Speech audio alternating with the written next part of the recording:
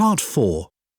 You will hear a student on a fashion design course giving a talk about the history of pockets. First, you have some time to look at questions 31 to 40.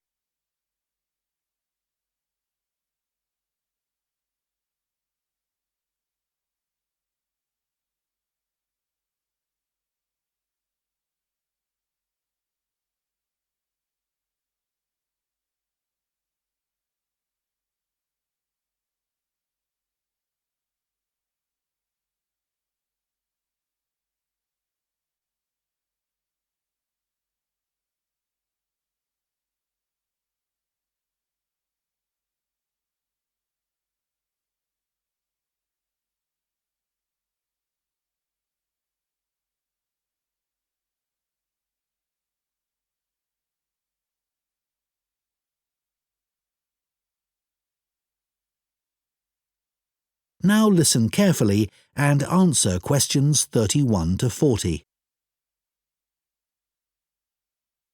Good morning. Now, we've been asked to choose an aspect of European clothing or fashion and to talk about its development over time. I decided to focus on a rather small area of clothing, and that's pockets. I chose pockets for two reasons, really.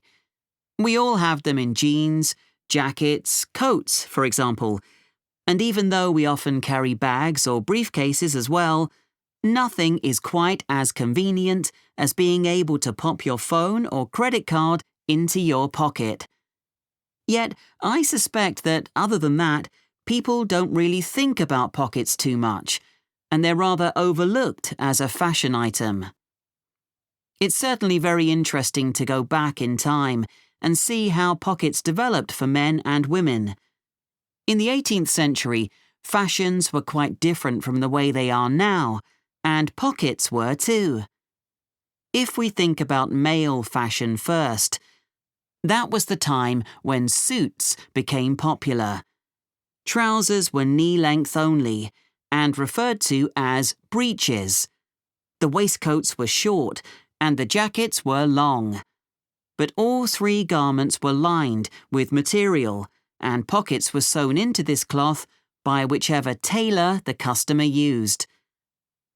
The wearer could then carry small objects such as pencils or coins on their person, and reach them through a gap in the lining.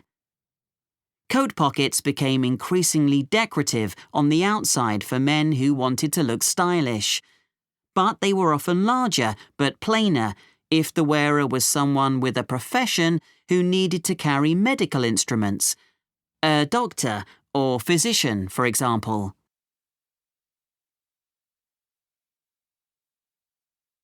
The development of women's pockets was a little different.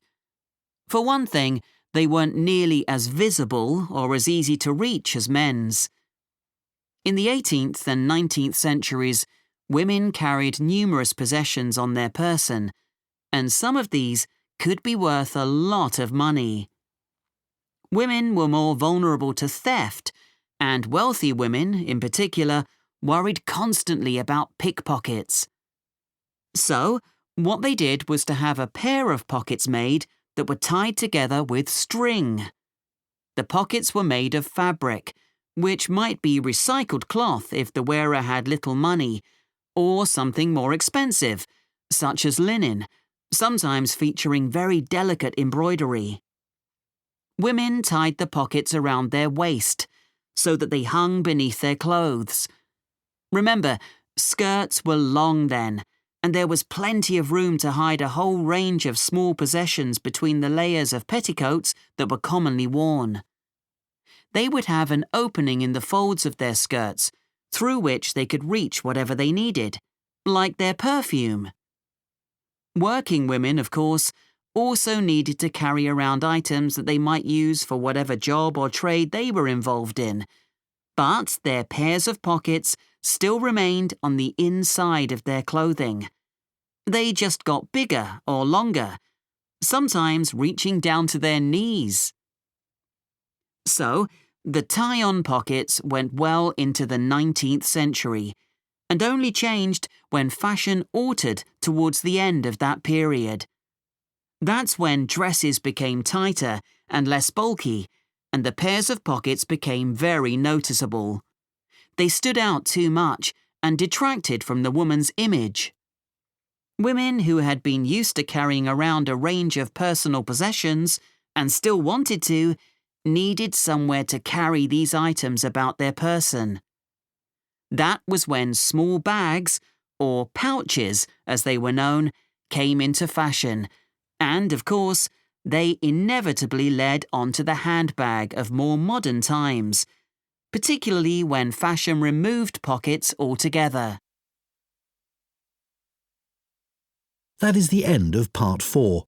You now have 1 minute to check your answers to Part 4.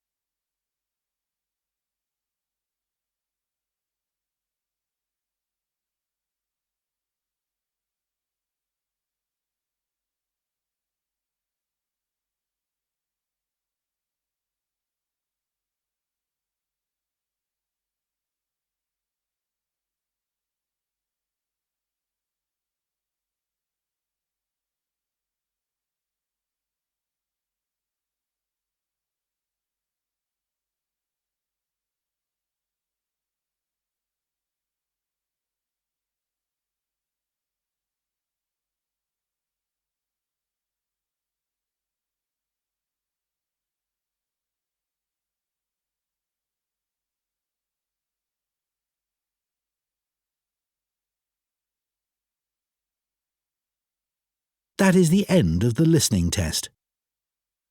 In the IELTS test, you would now have 10 minutes to transfer your answers to the listening answer sheet.